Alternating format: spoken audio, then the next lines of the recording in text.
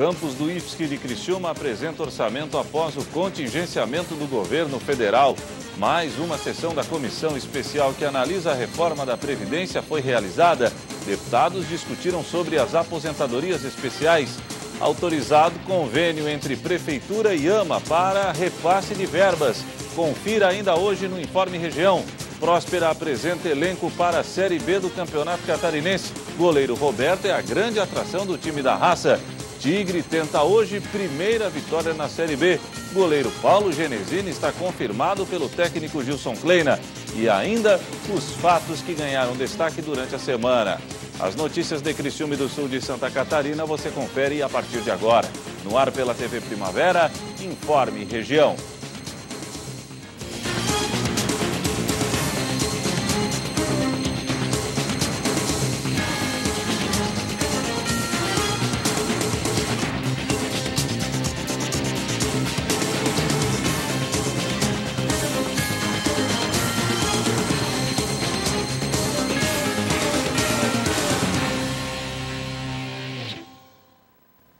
Hoje, sexta-feira, dia 17 de maio de 2019, para você que sintoniza a tela da TV Primavera, uma boa noite. O Instituto Federal de Santa Catarina apresentou orçamento para a instituição após o contingenciamento de verbas na área da educação promovida pelo governo federal. A reportagem é da jornalista Débora Correia. Diante das discussões sobre o bloqueio de recursos das universidades federais e institutos federais do país, após anúncio do Ministério da Educação no início do mês, o Instituto Federal de Santa Catarina veio a público apresentar informações sobre o orçamento da instituição para 2019. Neste momento, então, estamos todos apreensivos e atenciosos em relação ao anúncio feito pelo governo federal de bloqueio de 30% dos orçamentos, na média geral, das instituições federais de ensino. O Instituto Federal de Santa Catarina, assim como todas as demais, também teve um contingenciamento. O contingenciamento geral do Instituto Federal foi da ordem de 23 milhões, de um montante de pouco mais de 70 milhões, o que afeta diretamente as nossas ações de funcionamento. Parte do nosso orçamento discricionário, é bom destacar essa questão, aquele orçamento que a instituição tem autonomia de gerenciar, sofreu, então, esse bloqueio. Segundo o governo federal, o contingenciamento atingiu despesas de ordem discricionária, que são aquelas não obrigatórias, como água, luz, terceirizados e investimentos em pesquisa. Despesas obrigatórias, como folhas de pagamento e assistência estudantil, não foram afetadas. O montante global da instituição ele é de cerca de 540 milhões. Mas boa parte disso, é claro, acaba se tornando algumas ações, principalmente de folha de pagamento, devido à nossa principal mão de obra ser servidores, o nosso material de trabalho é esse, e algumas outras rúbricas, como os projetos de assistência estudantil. Os programas de folha de pagamento e assistência estudantil não terão nenhum tipo de corte, e, portanto, como o governo vem anunciando, esse 3,5% de corte, na verdade, é esse montante em relação ao montante geral. Como algumas ações elas não poderão ter corte, como folha de pagamento ou até mesmo assistência estudantil anunciada pelo governo, esse 3,5% da parte discricionária se torna algo em torno de 30%, que realmente aí começa a criar complicações para o funcionamento da instituição. Visto que algumas ações, por exemplo, contas de água, contas de luz, não há como fazer redução de 30%. Não há como reduzir 30% da limpeza da instituição. Como eu vou deixar de limpar 30% das salas de aula? Essa possibilidade não existe. Então, naquilo que a gente pode cortar, naquilo que a gente vai ter que deixar de oferecer, o impacto vai ser muito drástico. O diretor explica que o orçamento do campus de Criciúma para 2019 é de aproximadamente R$2,5 milhões de reais. Isso se tratando dessas despesas discricionárias, que envolvem os custos e investimentos da instituição, sem contar as folhas de pagamento e auxílio aos estudantes. Se os 30% de contingenciamento se confirmarem em corte, o campus terá uma redução de R$756 mil no orçamento. Se isso acontecer, a instituição terá que equilibrar os gastos. A informação de corte, neste momento o governo tem anunciado na forma de bloqueio, mas se isso se transformar realmente numa situação de corte, algumas de nossas atividades acabarão tendo impacto direto.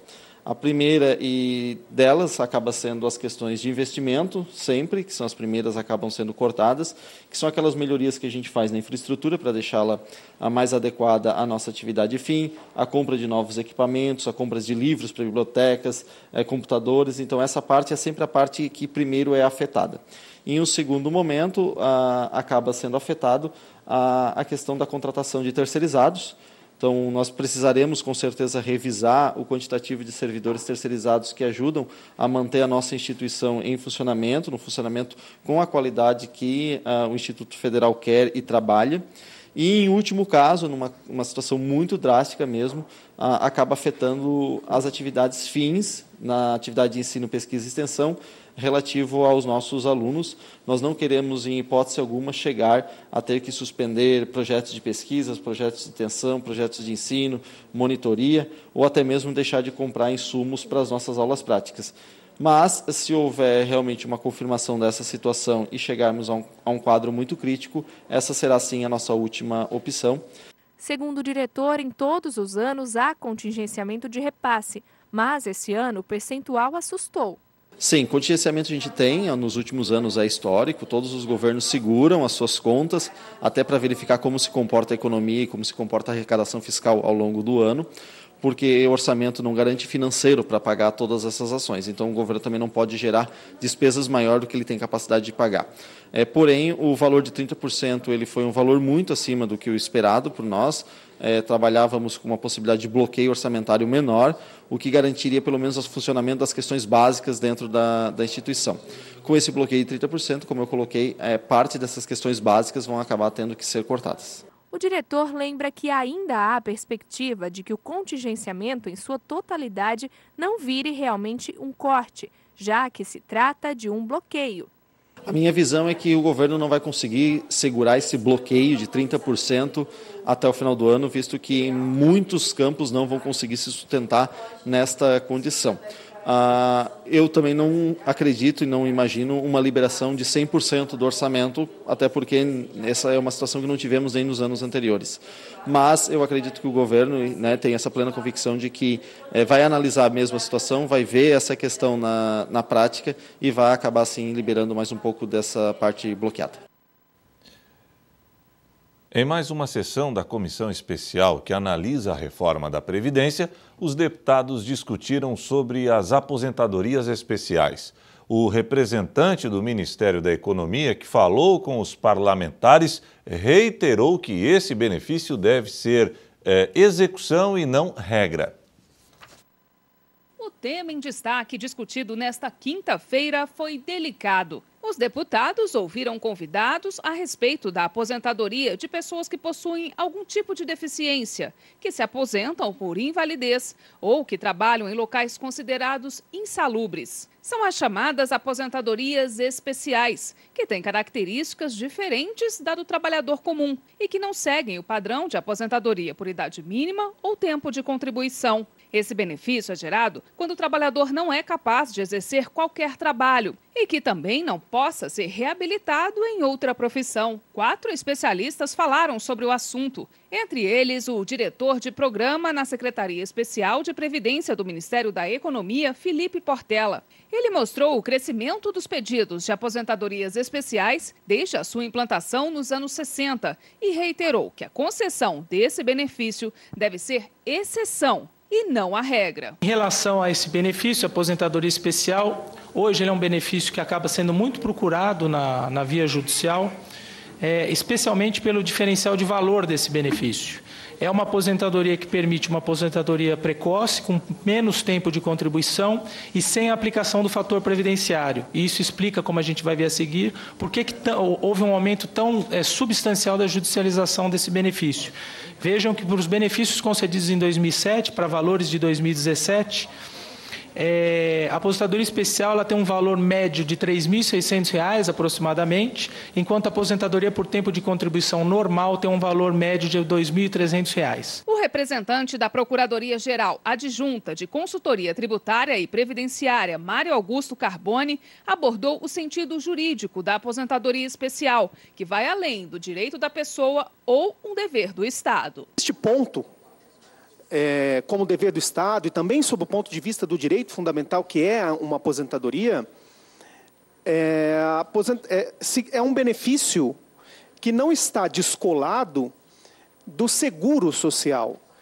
Então, o seguro ele vem para cobrir algumas situações. Então, a aposentadoria ela é um benefício que decorre de uma cobertura social. Ela não pode ser vista apenas como algo que vem agregar uma remuneração ou a aposentadoria como uma premiação. Ela não tem esse caráter sob o ponto de vista jurídico. Esta é a 4ª audiência pública na Comissão Especial da Câmara que analisa a reforma da Previdência.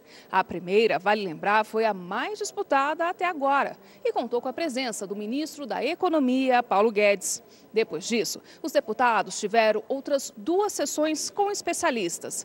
Uma falando sobre o regime geral da Previdência Social, outra falando sobre o regime próprio da Previdência, referente aos servidores públicos. O relator da reforma, deputado Samuel Moreira, do PSDB, afirmou nesta quinta-feira que a meta é entregar seu parecer na primeira ou, no máximo, segunda semana de junho. Pelo palpite de Moreira, a proposta será votada 20 dias depois. Ainda assim, o deputado evitou fazer previsões, já que considera a comissão totalmente autônoma e tudo dependerá da disposição dos parlamentares. A seguir, Próspera apresenta elenco para a Série B do Campeonato Catarinense. O goleiro Roberto é a grande atração do time da raça.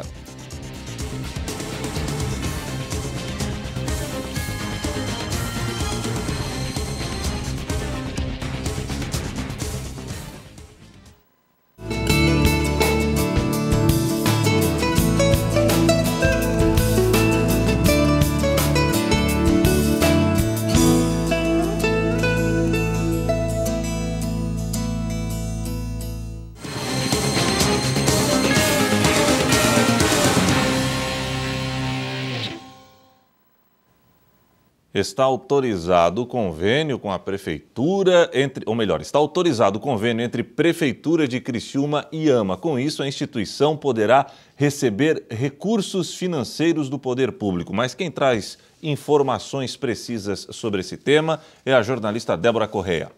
Pois é, Eber, nós viemos várias vezes aqui na AMA para pedir ajuda, pedir auxílio da população e trazer também algumas notícias ruins, mas dessa vez nós temos uma notícia muito boa aqui direto da AMA. Eu vou conversar com a Sandra Henrique, diretora pedagógica. Que notícia é essa? Temos um recurso aí já assinado, que já é de vocês. Isso mesmo. É que, como a gente sempre fala, a gente sempre está aí pedindo para a sociedade, né? Falando da dificuldade da AMA.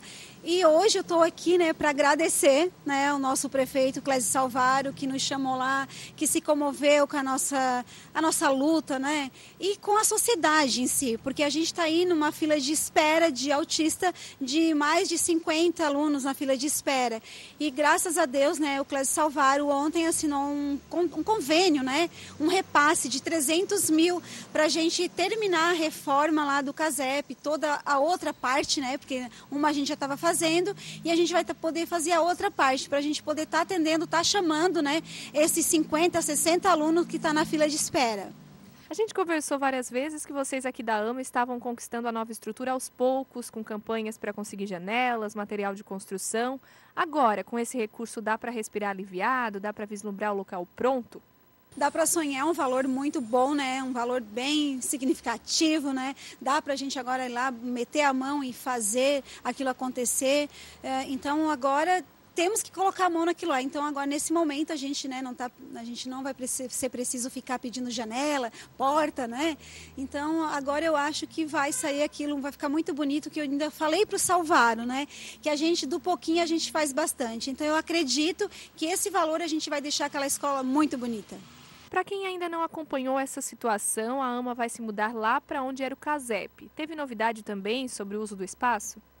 Então, outra surpresa muito boa que o Salvaro, né, fez conosco ontem é que ele já tinha doado um espaço que tinha lá abandonado para fazer, aonde a gente vai reformar com esses 300 mil. Já estava abandonado lá fazia muito tempo e era muito alto o valor para a gente reformar aquele lado. Então, quando os menores infratores saíram de lá em janeiro, ele emprestou para a AMA. E a gente agarrou com as duas mãos, né, para sair desse aluguel e a gente foi transformando cela em sala de aula. E aí lá a gente na reforma pedindo uma saquinha de cimento, era janela, era porta, tinta. Estamos lá terminando a reforma, né? Então ontem ele anunciou para todos nós, né, que ele doou aquele espaço, ele passou para o nome da AMA. Então a AMA adquiriu toda aquela parte ali do antigo CASEP, desse CASEP que era, então todo aquele hectare de terra ali, tudo agora os 2 espaços é realmente da AMA. Nas próximas semanas vocês já devem se mudar para lá? Então, tá na fase final de pintura lá, né? Falta só agora alguns retoques, eu tenho os muros lá, né? Que a gente quer também tirar aquela impressão de presídio, né? Então, a gente está lá, estamos assim, nas últimas reformas. E tá previsto, sim, dia 1º de junho, a gente está saindo aqui desse espaço. Certo, obrigada, Sandra. Parabéns, né? A gente com certeza vai continuar acompanhando, mostrando para vocês. Dia 1º de junho, comecinho do próximo mês, a gente vai mostrar toda essa mudança. Notícia boa aqui para a AMA, né? E fica o convite para você, como a gente sempre fala aqui no Informe Região, para vir conhecer o trabalho da AMA, auxiliar, porque toda ajuda com certeza é bem-vinda para essa instituição que faz esse trabalho incrível, não só para Criciúma, mas para toda a região. Débora Corrêa para o Informe Região. Agora o esporte. O Próspera apresentou o elenco que disputará a Série B do Campeonato Catarinense. Entre os jogadores, um ganhou destaque. Está chegando a hora. Em 2 semanas, o time da raça estreia no Campeonato Catarinense da 2ª Divisão. O sonho de retornar à elite está mais vivo do que nunca. Pensando no acesso, a diretoria prosperana apresentou o elenco que irá disputar o torneio. São 22 atletas com um único objetivo.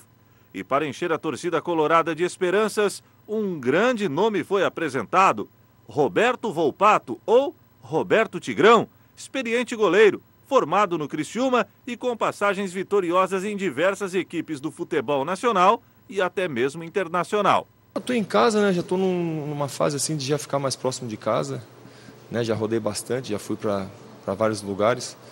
E como eu falei, eu tive que dar um tempo em casa aí, esse tempo que eu estou parado, porque algumas questões familiares, e eu abri mão do futebol pela família, né? Coisa que antes eu sempre abria mão da família pelo futebol. E nesse momento, naquele momento, eu tive que inverter os papéis. E agora deu uma volta a hora de retomar, né, a carreira, que eu quero jogar mais um pouco ainda. E onde eu apresentei essa vontade, né, para o pessoal aqui. E eles abriram as portas para mim e eu sou muito grato por isso e vou trabalhar bastante para corresponder essa confiança que eles tiveram em mim. Campeão catarinense pelo Tigre em 2005, Roberto espera receber um incentivo especial também dos torcedores do Tricolor, que, segundo o goleiro, tem simpatia pelo Próspera. Então, acho que falar em rivalidade nesse momento nem cabe, né? Vamos falar em agregar, juntar a torcida aí, o pessoal que tem muitas pessoas que torcem para o Criciúma, mas também gostam do Próspera, que assistem jogos, que compareçam, que nos ajudem, até o pessoal, como eu falei, da imprensa aí vai ser muito importante nessa divulgação. Então esse é o momento de unir força, né? Unir força e trabalhar. E se eu trabalhar firme e corresponder dentro de campo, eu acho que nada vai me atrapalhar assim, né? Eu estou bastante focado e trabalhando bastante, espero que eu consiga fazer dentro de campo o que eu tenho planejado. O técnico do time gostou do reforço e está confiante no desempenho do Próspera no estadual. Bugre quer contar com o talento e também com a experiência de Roberto. Pelo que eu estou vendo o Roberto treinar, pela pessoa que ele independente de ser jogador ou não, né, é uma pessoa que tenho certeza que vai acumular muitas coisas boas para nós aqui, principalmente essa garotada que está começando, porque hoje a nossa equipe é uma equipe bastante jovem e a gente precisa desses jogadores. Tanto é que quando falaram do Roberto, para mim, eu fui um dos caras que mais lutei para que ele continuasse com a gente aqui, porque eu sei que, além de eu ter um grande goleiro do meu lado, vou ter um grande, posso dizer até um auxiliar, porque muitas vezes quem vai comandar o time lá dentro é o Roberto. Por quê? Porque ele está enxergando o jogo ali dentro, enxerga melhor do que a gente está ali fora. Então ele vai ter essa liberdade e eu tenho certeza que nós vamos se entender muito bem e a gente vai buscar os nossos resultados. A seguir, Tigre tenta hoje a primeira vitória na Série B. O goleiro Paulo Genesini está confirmado pelo técnico Gilson Kleina.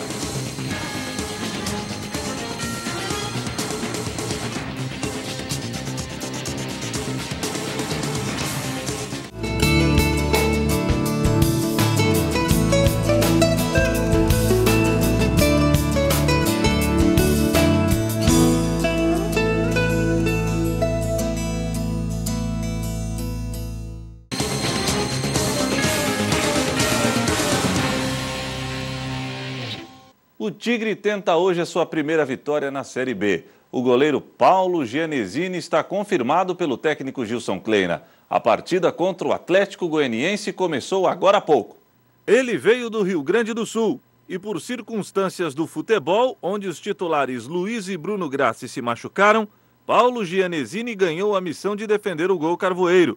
E, pelo jeito, o goleirão do Criciúma quer aproveitar bem a chance recebida. O segredo, eu acho que é trabalho, né? Trabalho muito forte, trabalho com o professor Maia, professor Maurício, e a confiança que a comissão, diretoria vem depositando em mim juntamente com o torcedor. Mas tudo isso tem um Deus que eu confio muito e entrego a Ele todos os dias para me ajudar, me deixar tranquilo para essas oportunidades e fico muito feliz em poder estar retribuindo a confiança que está sendo depositada. Genesini diz já estar ambientado no novo clube, inclusive pelo fato do Tigre ter 2 treinadores de goleiros. Muito bacana, né? Porque às vezes um só não conseguia observar algum detalhe por ter que chutar a bola e preparar já para o outro goleiro que estava vindo fazer o trabalho. Então um consegue corrigir no momento que o outro está trabalhando, o outro trabalha enquanto o outro está corrigindo. Então está sendo muito bacana, a gente está aproveitando da melhor maneira.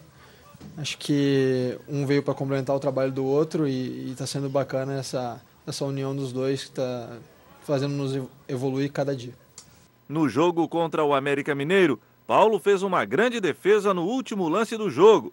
O camisa 1 ganhou moral junto à torcida. Não, a gente assistiu, né? Terminou o jogo, já tinha os vídeos no celular, porque aí tem a minha família que são quase um analista de desempenho, né? Eles ficam ali dando aquela cornetada, tanto do lance que a gente erra como do lance que a gente acerta.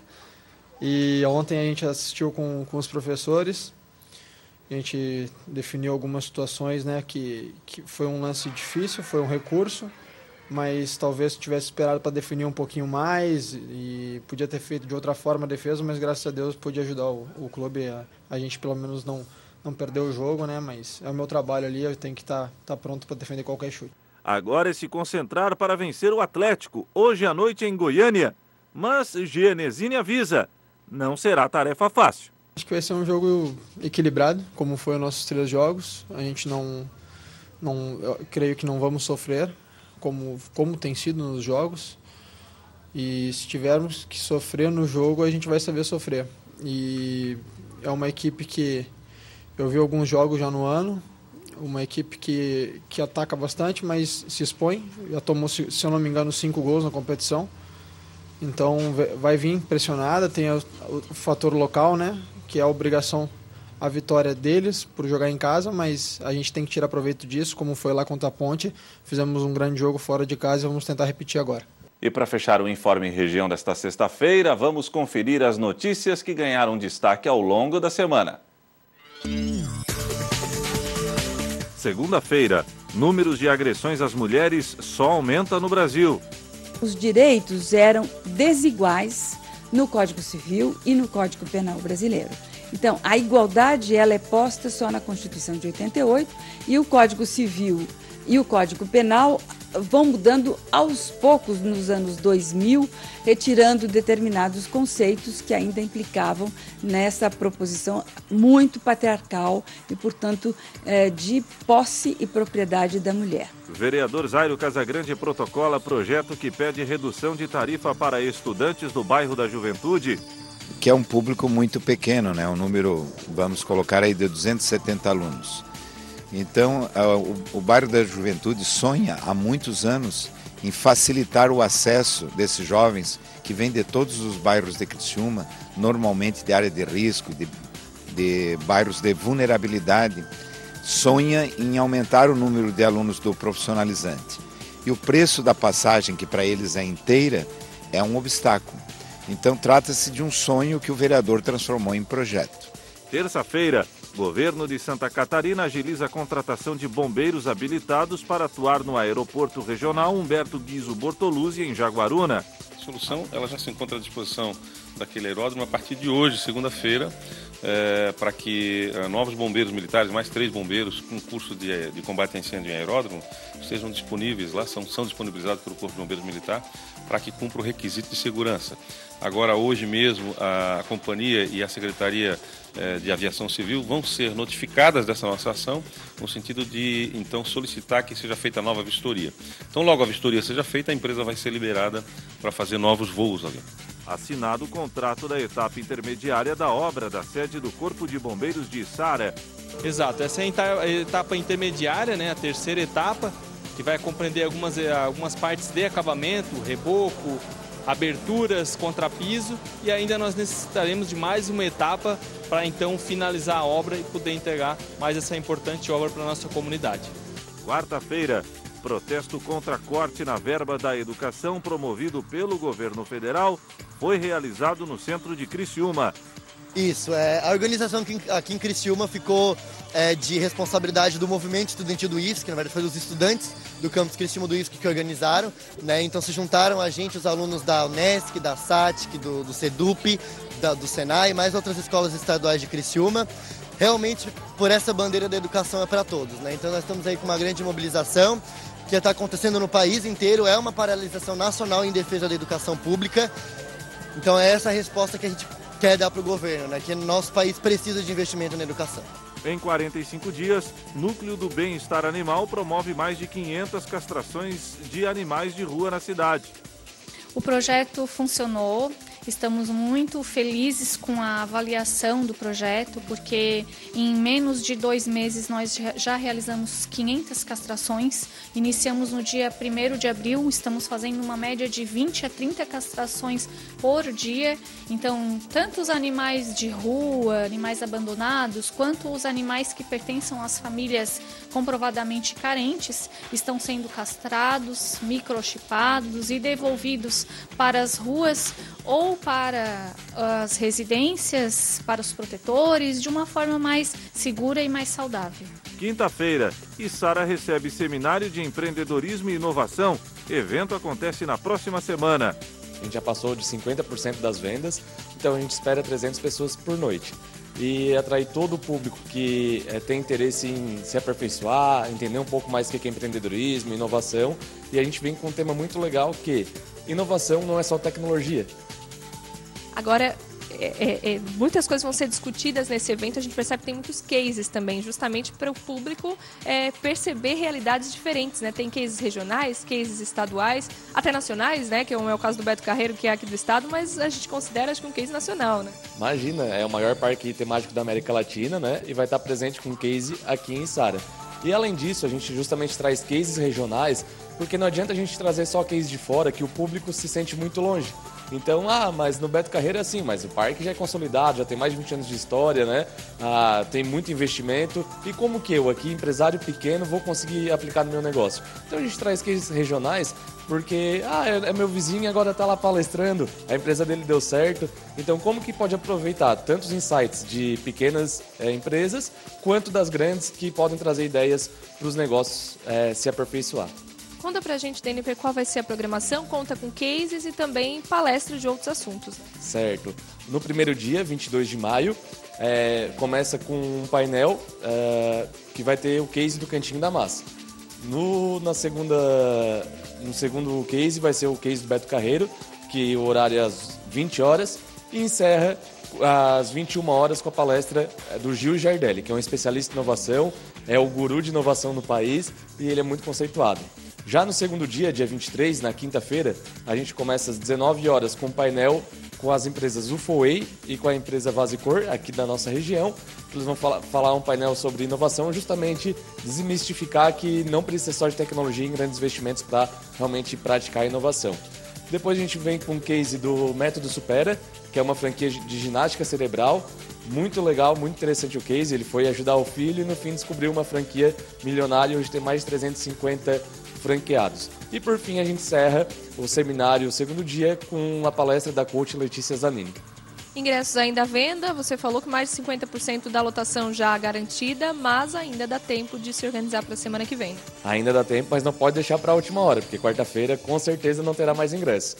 Então a gente está com ingressos aqui na Associação Empresarial de Sara ou também online. Entra no nosso site e adquire o ingresso online. Existe também a possibilidade de ingresso solidário, né? Que eu fiquei sabendo como é que funciona isso, vale desconto para o pessoal. Certo, porque o associado de qualquer entidade empresarial ligada à FACISC já tem 50% de desconto. Agora, quem é uma empresa ou funcionário que não está numa empresa associada, para não pagar o ingresso inteiro, acaba adquirindo solidário. E aí a gente está com uma parceria muito legal com a ONG Amigo Bicho, que doando um pacote de ração para cães ou gatos, compra o ingresso com desconto. O uso de energia solar no Brasil cresceu 70% este ano. Ecologicamente correto e diminui muito o custo do consumo da energia via a empresa fornecedora. Então a gente optou por conta disso. E o Informe Região desta sexta-feira fica por aqui. Voltarei amanhã, 15 para o meio-dia, no Boletim Primavera. Para você, uma boa noite e até amanhã, se Deus assim permitir.